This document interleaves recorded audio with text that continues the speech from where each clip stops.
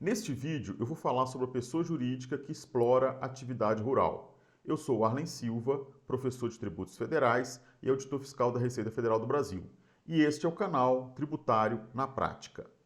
A pessoa jurídica que explora atividade rural vai pagar o imposto de renda e a contribuição social em conformidade com as mesmas regras aplicáveis às demais pessoas jurídicas, como, por exemplo, lucro real, lucro presumido, lucro arbitrado ou simples nacional.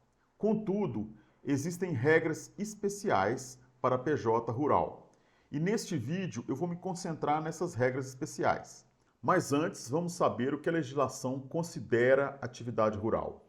Então, o que a legislação do imposto de renda considera atividade rural?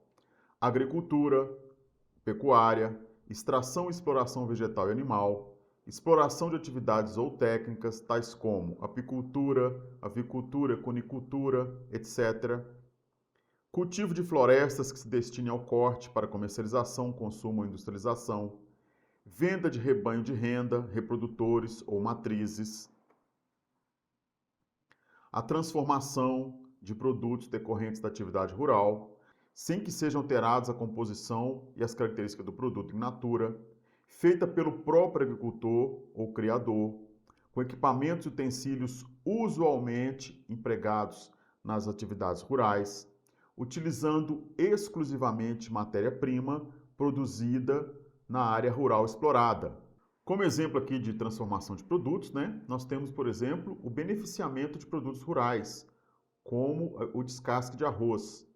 Nós temos a moagem de grãos para a produção de farinha, a utilização do leite para a produção de queijo, requeijão e manteiga. Se você quiser ver a lista completa do que a legislação considera atividade rural, dá uma olhada lá no artigo 249 da Instrução Normativa da Receita Federal do Brasil, número 1700, do ano de 2017. Agora nós vamos ver o que a legislação expressamente não considera atividade rural. Não é atividade rural a industrialização de produtos, tais como bebidas alcoólicas em geral, a comercialização de produtos de terceiros, ou seja, a revenda, a compra e venda de rebanho com permanência em poder da pessoa jurídica rural em prazo inferior a 52 dias, no caso de regime de confinamento, ou 138 dias nos demais casos. As receitas decorrentes da venda de recursos minerais extraídos de propriedade rural, inclusive areia, aqui entra pedras preciosas, qualquer tipo de mineral, não é atividade rural. E as receitas da exploração do turismo rural e de hotel fazenda. Também não é atividade rural o arrendamento, que é considerado um aluguel. O arrendamento, para ser considerado atividade rural, tem que ser aquele do tipo parceria, onde o arrendador ele vai participar do risco do negócio. Se ele vai receber ali um valor fixo, mesmo que seja em produção, por exemplo, ele vai receber 100 sacas de café. Se é um valor fixo, ali não há o risco. Então, nesse caso, é considerado um aluguel e não é considerado, então, uma atividade rural. Se você quiser ver a lista completa daquilo que a legislação não considera atividade rural, dá uma olhada no artigo 250 da Instrução Normativa da Receita Federal do Brasil, de número 1700, publicada no ano de 2017. A pessoa jurídica rural se diferencia das demais pessoas jurídicas por algumas regras especiais, entre elas, alguns benefícios fiscais que nós vamos ver aqui.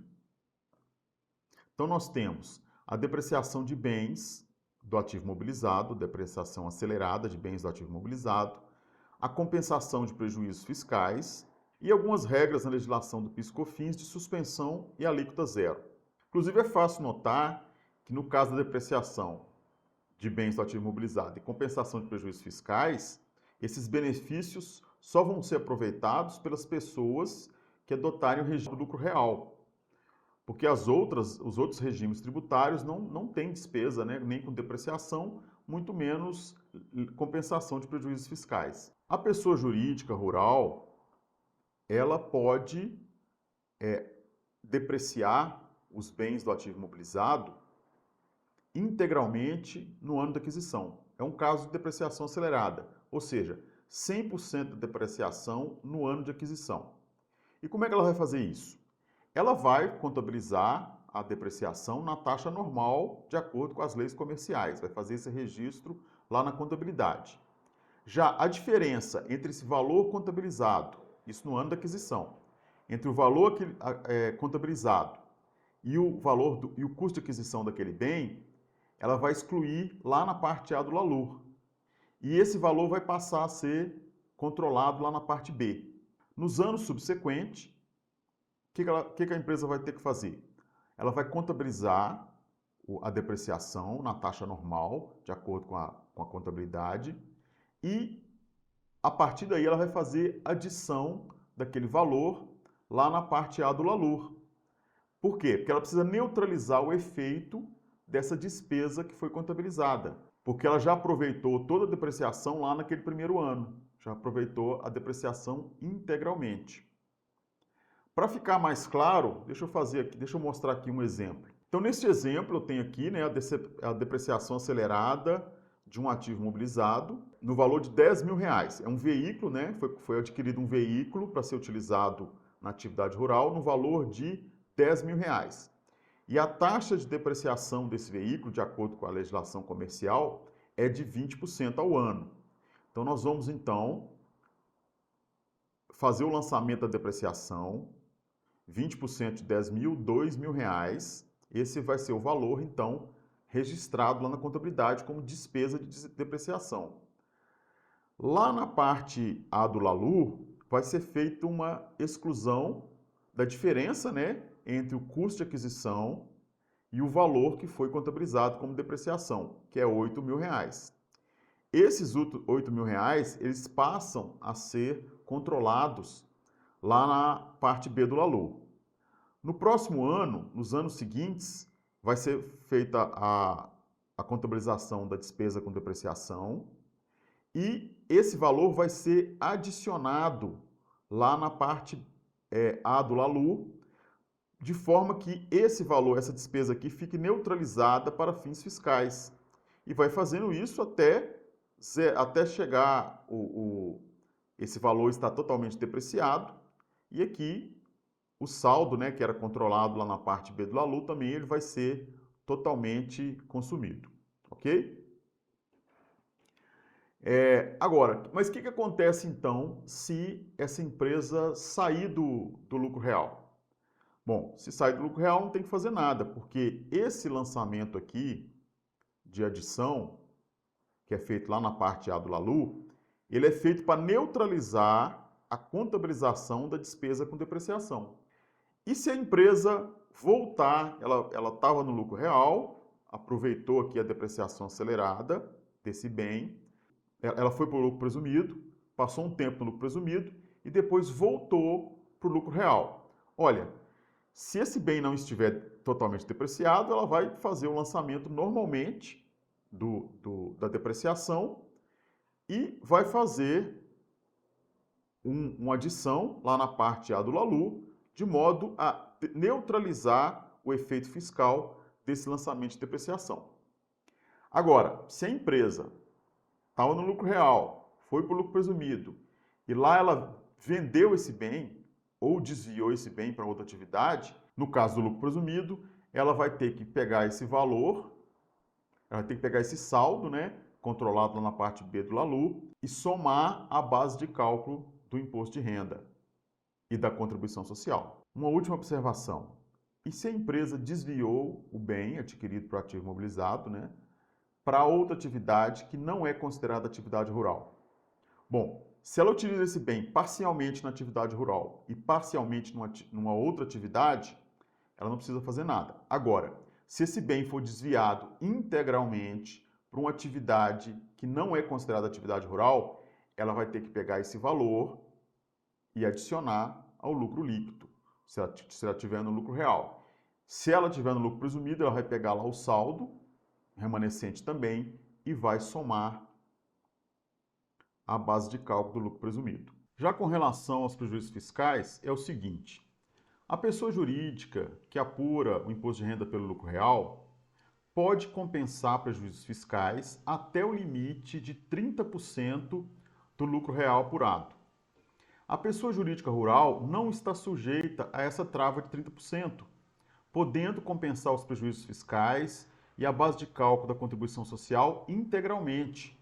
Uma primeira observação é a seguinte: é vedado o aproveitamento de prejuízo fiscal e da base de cálculo negativa da contribuição social com resultados apurados no exterior. É preciso ter um cuidado adicional quando a empresa ela exerce atividade considerada atividade rural para fins da legislação e também tem atividades que não são consideradas atividade rural. Por quê? Essa compensação sem a trava de 30% só é válida quando é um prejuízo da atividade rural sendo compensado com lucros da atividade rural. O prejuízo da atividade rural só pode ser compensado com lucro de outras atividades no próprio período de apuração. No período seguinte, vai estar sujeito, então, à trava de 30%. E também o prejuízo apurado em outras atividades, em anos subsequentes, também vai estar sujeito à trava de 30%. Com relação ao PIS e a COFINS da pessoa jurídica que explora atividade rural, nós temos a suspensão da incidência do PIS e da COFINS sobre receitas decorrentes da venda da soja em grãos, de cana-de-açúcar, laranja destinada à indústria, venda de ovinos, bovinos e caprinos pelo produtor ao abatedouro. E nós temos também a redução a zero a alíquota de PIS e da COFINS incidente sobre uma série de produtos, dentre os quais alguns tipos de atividade rural, tais como café, trigo, sementes, certos hortifrutigranjeiros e entre outros. Se você quiser ver a lista completa, dá uma olhada no artigo 1º da Lei 10.925 de 2004. A pessoa jurídica que explora atividade rural e desenvolva também outras atividades e desejar aproveitar os benefícios próprios da atividade rural, deverá manter a escrituração contábil separada, com finalidade de você poder segregar ali receitas, custos, despesas e poder também apurar o resultado da atividade rural em separada das outras atividades. Considera-se resultado da atividade rural a diferença entre a receita bruta e as despesas incorridas no período. As receitas da atividade rural são aquelas advindas da exploração da atividade rural. Também são receitas da atividade rural os valores recebidos de órgãos públicos, tais como auxílios, subvenções, subsídios, compras do governo federal e as indenizações recebidas do Programa de Garantia da Atividade Agroindustrial, o PROAGRO. O valor entregue de produtos agrícolas em permuta com outros bens e a dação em pagamento. As sobras líquidas da destinação para a constituição do Fundo de Assistência Técnica, Educacional e Social, quando elas forem creditadas, distribuídas ou capitalizadas pela pessoa jurídica cooperada. Não são receitas da atividade rural. A revenda de mercadorias, a industrialização, aluguéis e arrendamento, rendimentos de aplicação financeira e a prestação de serviços a outros produtores. Os custos e despesas que podem ser atribuídos à atividade rural são aqueles gastos necessários à percepção dos rendimentos e à manutenção da fonte produtora, relacionados diretamente à atividade rural, como mão de obra, sementes, adubos, fertilizantes, vacinas, ração, compra de animais para engorda, compra de aparelhos de inseminação artificial, etc. O Perguntas e Respostas do Imposto de Renda da Pessoa Jurídica cita ali alguns exemplos que nós vamos ver agora.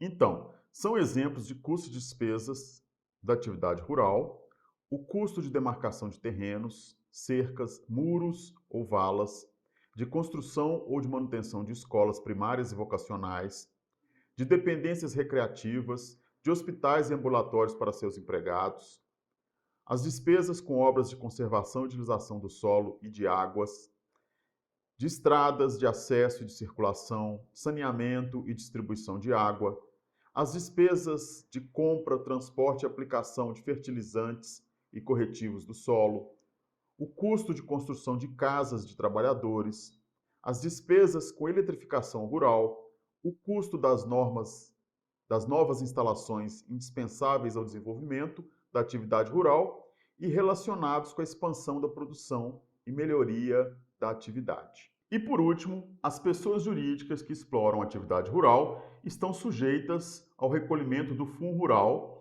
incidente sobre a receita bruta da comercialização da produção rural. A alíquota é de 2,05%, sendo 1,7% de contribuição para o Fundo Rural propriamente dita, 0,1% a título de risco de acidente do trabalho e 0,25% de contribuição para o Serviço Nacional de Aprendizagem Rural, o Senar. Quanto ao ICMS, cada estado tem a sua própria legislação, mas é comum que os produtos da atividade rural tenham o benefício do diferimento do imposto, da isenção ou redução de base de cálculo, de acordo com a legislação de cada estado.